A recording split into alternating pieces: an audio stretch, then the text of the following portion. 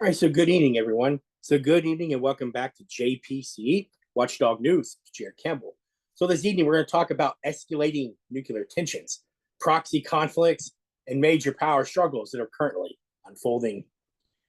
As global tensions continue to escalate, the specter of World War III looms even closer, driven by nuclear threats, proxy wars, and significant power alignments. Russian President Putin has proposed substantial changes to Russia's nuclear doctrine, aiming to dissolve Western aggression by setting new criteria that could trigger a nuclear response. This shift in Moscow's warning to the West highlights the dangers of testing Russia's patience and the ongoing Ukraine conflict. Meanwhile, Ukrainian President Zelensky pushed for NATO membership and U.S. military support raises the stakes as Washington announces. So today, Washington announced a nearly $8 billion aid package for Kiev. At the same time, today also, Israel secures its own $8.7 billion weapon deal with the U.S., signaling that global military realignments are rapidly evolving with potentially catastrophic consequences. So, tonight's report is brought to us by our Father in Heaven. So as we continue this evening, we're going to continue now to talk about Russian President Putin. And he has ordered a review of Russia's nuclear doctrine. He's aiming to expand the criteria for when Moscow might use nuclear weapons. He also suggested that the doctrine should include new circumstances that would justify a nuclear response, such a significant airstrike against Russia or even Belarus, even by a non-nuclear state supported by a nuclear power. These changes suggest that Russia would consider a nuclear response to threats involving conventional weapons if they pose a critical threat to Russia's sovereignty. This follows recent discussions among Russian officials about reviewing their doctrine, the nuclear doctrine. Here are some key points. Doctrine update requests. So Putin has called for an update to Russia's nuclear doctrine to expand the scenarios in which nuclear weapons might be used. These scenarios also include receiving reliable information about significant air or missile strikes against Russia or Belarus using weapons such as ballistic or cruise missiles, strategic aircraft, or even drones. Aggression from non-nuclear states, if supported by nuclear power, would be treated as a joint attack, justifying their nuclear response. That's huge. Protecting Russia and Belarus. The doctrine implies defending Russian and Belarusian sovereignty, indicating that threats to either state could trigger a nuclear reaction. It's huge. Senior officials in agreement. Russian officials, including the foreign minister and deputy foreign minister, have previously signaled that a doctrine review is underway. Putin's prior stance, despite these recent changes, Putin has maintained a generally cautious stance on the use of nuclear weapons. That's true. It's objective. Expressing hope that atomic conflict could be avoided, but not ruling out future changes to the nuclear doctrine. Is that fair? It's objective. Right? What are some potentials? Right? So potentials for creating a world war. Right? So Putin's proposed expansion of Russia's nuclear doctrine carries some very grave risk of escalating global conflicts. The inclusion of conventional strikes, even by non-nuclear states, has potential triggers for a nuclear response, sets a more ambiguous and complex threshold for nuclear war. Broadening the conditions for launching a nuclear strike heightens the likelihood of miscalculation or misunderstanding, especially in tense geopolitical situations involving NATO or other nuclear armed states. If a conflict were to escalate to atomic engagement, it could provoke retaliatory strikes from other powers, possibly triggering a global conflict or even another world war.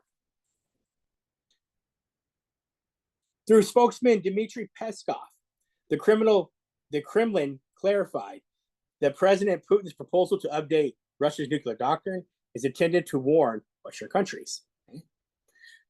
The changes would label any aggression against Russia by a non-nuclear state supported by a nuclear state as a joint attack that could warrant nuclear response.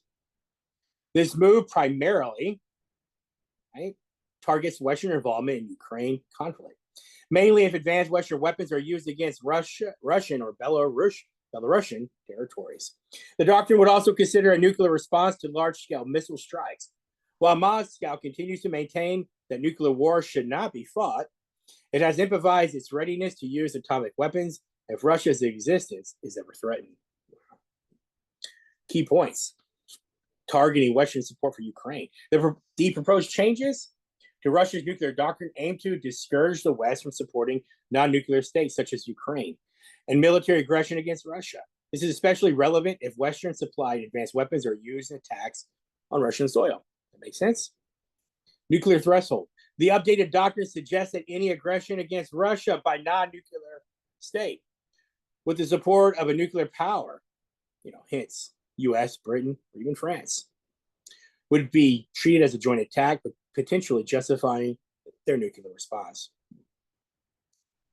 Massive missile strikes. The Kremlin would also consider resorting to nuclear weapons if reliable information about a large-scale missile strike from other state against Russia or Belarus is obtained. The warning from the Kremlin stressed that this change serves as a grave warning to Western nations involved in the Ukraine conflict, including potential consequences for their support. Earlier statements by Putin. Putin has previously expressed concerns about Ukraine using Western-supplied high-precision weapons against Russia, claiming that such actions would constitute direct Western involvement. However, he has also reiterated Russia's position that a nuclear war should not occur. Preparedness for nuclear war. In earlier remarks, Putin indicated that Russia is technically ready for a nuclear war and would use nuclear weapons if the nation's survival were at stake. So we're just getting through the report with some other sources, right? They're all saying the same thing. So potential for escalation. This update to Russia's nuclear doctrine could raise the risk of escalating conflicts, particularly in the context of the Ukraine war. By treating Western support of non-nuclear states as potential trigger for nuclear action, the changes heighten tensions between Russia and NATO. The ambiguous and expanded criteria for a nuclear response could increase the likelihood of miscalculations, potentially drawing Western powers into confrontation with Russia, thereby risking a broader conflict or even a world war. Now we're going to shift gears a little bit. We're going to talk about Indian military analyst Colonel Rohit Dev, right? He was commenting on Russia's proposed updates to its nuclear doctrine. And he suggested that these changes are a message to the West to stop using Ukraine as a proxy in its conflict with Russia. We're going to watch a video in a second, right, with this guy's comments. These updates expand the criteria for nuclear retaliation, considering any aggression by a non-nuclear state supported by a nuclear state as a joint attack that could justify atomic use. Dev believes that Russia sees Western-supplied conventional weapons as a threat and is prepared to act accordingly. If pushed too far, he warns that if the West continues to escalate a nuclear conflict, could be the end result. Some of the key points. Colonel Dev views the Ukraine conflict as a proxy war. Right? We'll watch the video in a minute. With the West indirectly using Ukraine to fight Russia by supplying advanced weapons. Doctrine expansion. The updated doctrine, he said, treats aggression from non-nuclear states like Ukraine supported by nuclear powers as a joint attack, crossing the nuclear threshold, potentially justifying the nuclear response. Threat perception. Russia sees conventional weapons supplied by the West as posing a grave threat to their existence, making it more likely to resort in nuclear weapons if those threats ever escalate. Dev also asserted that Russia has repeatedly clarified its nuclear policy and is serious about using tactical nuclear weapons if its red lines are crossed. That's true. I've said that before myself. Russia is not afraid to nuke they're not even afraid to nuke their own soil if they have to. Okay, they're not afraid to use them. They just don't want to use them. If that makes sense. Okay? He also said, despite having capability for more destructive action, Russia has exercised restraint, minimizing civilian casualties and collateral damage in Ukraine. The West should take, and this is what he says, we're going to watch the video in a minute. He said that the West should take Russia's warning seriously, as continued escalation could lead to a broader conflict involving confrontation between Russia and NATO, with the risk of nuclear war. So Colonel Dev warns, we'll see the video, that the West's continued involvement in Ukraine could push Russia to its limits, increasing the risk of nuclear response. By framing the conflict as a proxy war, the West risks crossing Russia's nuclear red lines. Should the cycle of escalation continue, the possibility of a nuclear conflict involving the West becomes more plausible, potentially sparking a broader war where all options are open. So I'm going to share the screen over to the video. All right. So the video will come from RT News. All right. It's the only video I could find. So here we go. I'm going to play it right here. All right, let's cross live now to Colonel Rohit Dev, Deputy Director General of the International Institute of Security and Safety Management. Colonel, good to have you on the program. I'm wondering what kind of geopolitical shift we could see here because of these potential changes to Russia's nuclear doctrine. Right. As the outset, Dobre večer to Russians this evening. I think there is no fundamental change in the Russian thought process. And I'll tell you why. If you take our attention back to 2010, the Russian military doctrine, obviously as a fallout of the strategy of the Russian Federation that time, evolved a philosophy of use of this weapon, not only in the realm of weapons of mass destruction or nuclear weapons, but they also said that if there's an existential threat to the Russian Federation, they will use it against even the use of conventional weapons. To reiterate this entire fact, I think President Vladimir Putin in 2020, you can check that, I may be a little off there, around that time, also issued the fundamentals of Russia's nuclear deterrence state policy. That was also on similar lines. So what necessarily has happened today is a reiteration of the fundamentals and the shift in the Russian thinking to cause a deterrence in the minds of the West, NATO, and in particular, the United States of America. And it very clearly says, he also reiterated in 2022, when he said, and this stems from the fact that the conventional weaponry of the Americans, of also some European countries, are far more lethal and effective today. So there is no embargo on having a depleted uranium kind of ammunition, some kind of a warfare which is detrimental to the Russians. And Russians are very clear. If they are going to be at a threshold when they think that they will lose the war which is currently on, I don't fear, but I'm quite sure a tactical nuclear weapon in use is a stated norm for any country. You compare it to any country. You take the my country, Bharat. Right. If we had a problem, you understood when Mr. Parikar was the defense minister, there was a UN cry. Although we were signatories to many things, we still said that we will detach from the no first use philosophy in terms of our adversary. That sent a message to our adversaries as well. Right. So I think in the realm when the Russians hold so much of arsenal, it makes a lot of sense to use it effectively. The nuclear triad has to be used as a deterrence. And I think that's what the Russian president is signaling. Okay. Because what's happening is, while you want to showcase the war, fight it through proxy, use Ukraine as a proxy state to fight your war with the Russians, it is basically the West fighting the Russians. So Russia is saying here that if you cross the threshold on these lines, we will use the nuclear weapon. And I mean, somebody can take it as a deterrence, somebody can try the Russian patience, but I think the Russians are quite firm on what they're thinking about use of tactical nuclear weapons. And if that goes into embroiling a part of the West into a direct conflict, I'm afraid then it's a war in which all options are open. So I don't think that the West should take this deterrence policy lightly from the Russians. I think you heard of all those philosophies of RA-115s. The Russians have a suitcase bomb which can be detonated, triggered anywhere around the world. It's not a misnomer. It's a technology which they have developed. India itself, like my country, which is not into the nuclear realm for the long time of military use, we also tested a tactical nuclear weapon. We were sanctioned, right? So I think any good country which has to have reduced collateral damage will think on the lines of tactical nuclear weapons to be a deterrent and to stop a war if it is going to continue. So I think the Russians have that right to do it, and I think the West should not take it very lightly. Just because the proxy war has continued in conventional terms, and let me put a caution, it has also continued because Russia has taken all steps to reduce collateral damage. If Russia were on a binge to strike at will, there would have been much more collateral damage than currently has happened in the country called Ukraine. So I think let's not take this deterrence policy or the nuclear shift policy. It's not exactly a shift. I think since time Mr. Putin is there, he has had very much clarity that anything which is existential threat to the country, he will deal with it in the nuclear realm.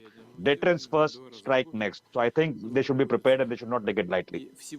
All right. Thank you for your thoughts, Colonel Rohit Dev, Deputy Director General of the International Most welcome. Institute of Security and Safety Management. All right. So my report, right, is based off the video and some other sources I have read. So as we continue to move on now we're going to kind of shift and talk about Ukraine. So I'm going to kind of fill you all in. And so on the 22nd, right? So on the 22nd of this month, Ukrainian President Zelensky was outlining a victory plan to end the war with Russia. One of his key elements of which he wanted this to be a swift membership into NATO and expected it within months. He is also set to present the plan to the US President Joe Biden during the meeting on September 26th, which we will get to here shortly. He also planned to discuss it with other US political figures, including Donald Trump. He's supposed to meet with Donald Trump tomorrow, and also with Kamala Harris. He seeks to end the conflict with the support of international partners. By bypassing Russia's cooperation, Zelensky expressed grave concerns about a scenario where Biden does not support the plan, fearing it could result in a prolonged, devastating war. While the U.S. officials have reviewed parts of the strategy and believed it has potential, details of how it would ensure victory remains unclear. Zelensky is open to the U.S. all suggestions to strengthen the plan that will eventually make it public. So this is still part of the 22nd, so I'm going to fill everyone in. So here are some key points. NATO membership for Ukraine, that's what he was seeking, right? Warning, he was worried if Biden does not support the plan. Meeting with other U.S. leaders, talked about that, Kamala Harris, and also Donald Trump. He had goals for the structure. His victory plan is designed to end the war through international partnership, right? Without requiring cooperation from Russia. Although specific details remain vague, Zelensky remains open to what suggestions from the U.S. to strengthen the strategy. The U.S. reaction was, at that time, U.S. officials had reviewed parts of the plan and believed it could be effective, though it has yet to be fully public. Potential implications, right? So Zelensky's plan significantly pressures President Biden and U.S. leadership to maintain or increase military and diplomatic support for Ukraine. We'll get to that in a second.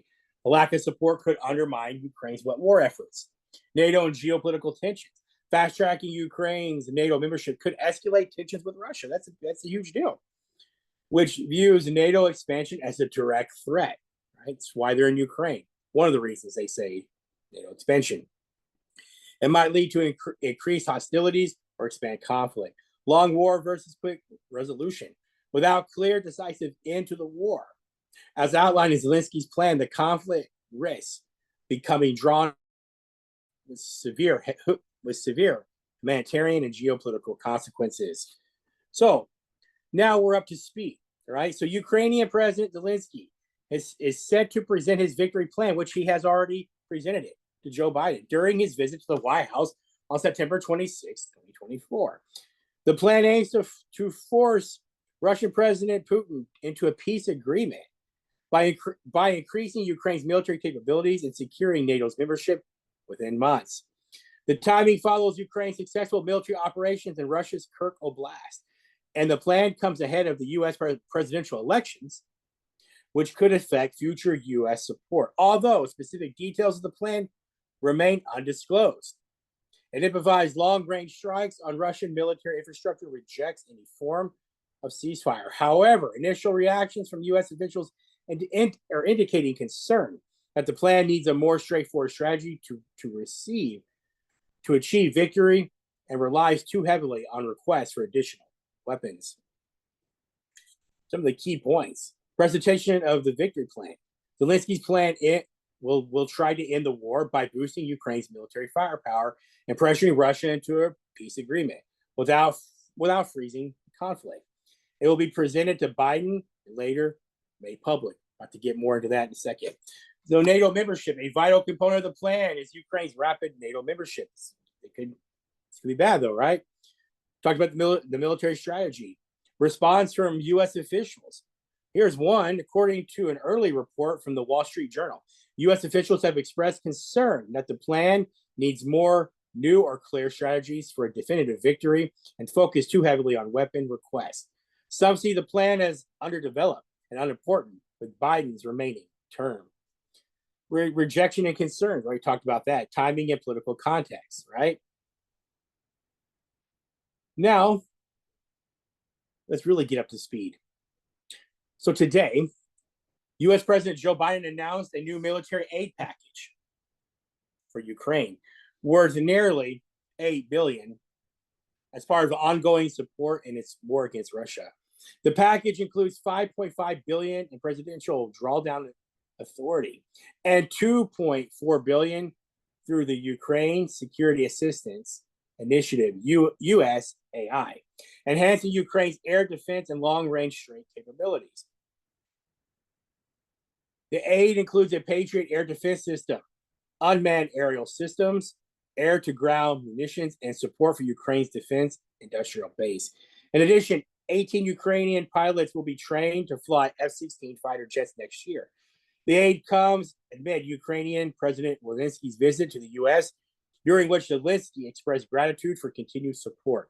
Biden improvised that the U.S. remains committed to helping Ukraine achieve victory in the war. Key points. The new U.S. military aid package. The U.S. announced what it was $8 billion military aid package, $5.5 billion in presidential drawdown authority, and $2.4 billion through the USAI. Wow.